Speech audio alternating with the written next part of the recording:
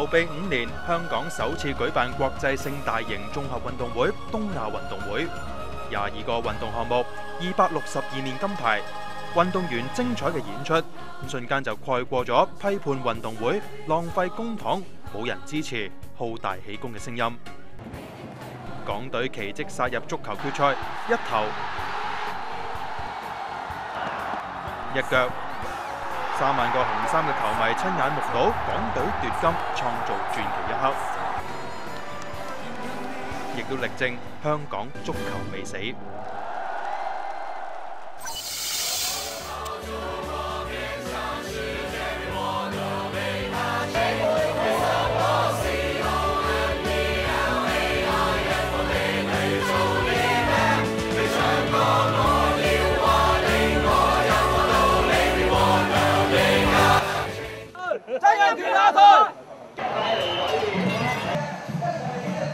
有喜亦都有悲。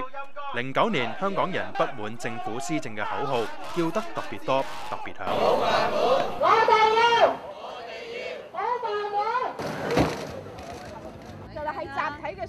政府為免本港被邊緣化，拍板起廣深港高鐵香港段，但係走線嘅選址要清拆橫台山菜園村，先引嚟村民嘅大反彈。抬我哋走咯！如果唔係，我哋都係咁賴屎噶啦！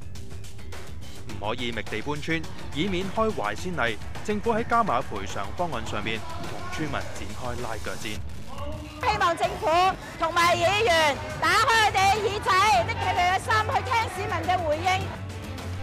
不過市民最關心嘅係600幾億公帑係咪運用得宜？我哋係講緊每一年咧係增加香港整體社會嘅收益咧係30至60億。我諗呢一個一定要用一個衍生嘅效益嚟講。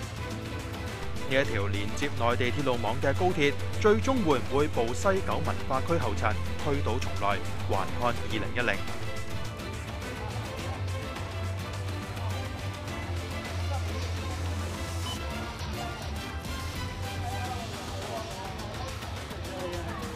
涉及民生嘅大議題仲有膠袋稅，每個5毫子唔算好多，但係零售商由徵費前平均每日要派180萬個，到而家每日少於16萬個，減幅超過90%。稅收比預期少，但係起碼反映市民環保意識有加強。不過唔係樣樣環保嘅構思都會得到支持。曾蔭權喺施政報告當中提出嘅唯一派糖新招慳電膽現金券。就因為傳媒揭發特首冇申報，親家係慳電膽代理，觸發咗一場用市民錢貼親家嘅風波。必須下台！必須下台！曾蔭權下台！曾蔭權下台！連特首嘅弟婦買雷曼迷債，獲得60%賠償，都被指係利用特權，指控一浪接一浪，特首罕有咁反擊。呢個質疑係絕對係無中生有，係惡意中傷。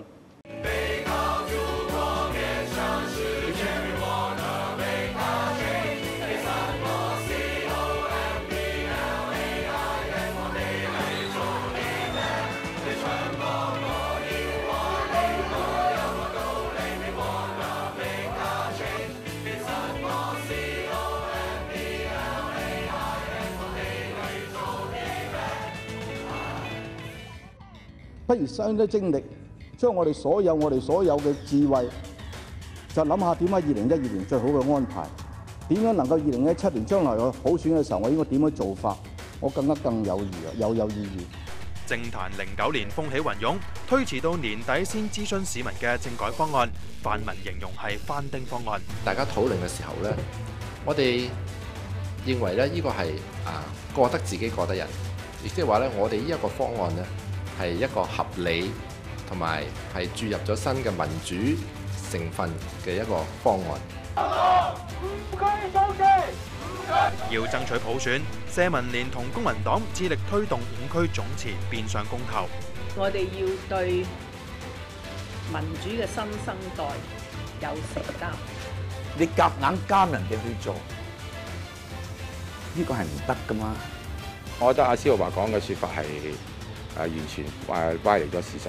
唔好一定堅持自己一定啱，人哋一定錯，因為喺呢個問題上冇全黑全白嘅。我嘅判斷就覺得此路不通。但係作為龍頭嘅民主黨，質疑公投嘅成效同其他黨派達唔到共識，幾乎觸發泛民內訌，最終民主黨否決總辭。我係絕對冇向任何人作出過性騷擾嘅言行，我亦都絕對冇因愛不遂而解僱嗰名嘅員工嘅。泛民變天，民主黨內部亦都忙於撲火。甘乃威被前女助理指控求愛不遂，繼而炒人。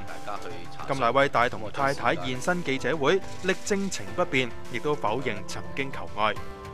但面對嚟緊連串嘅內委會調查，對甘乃威嘅仕途嚟講，絕對係一大打擊。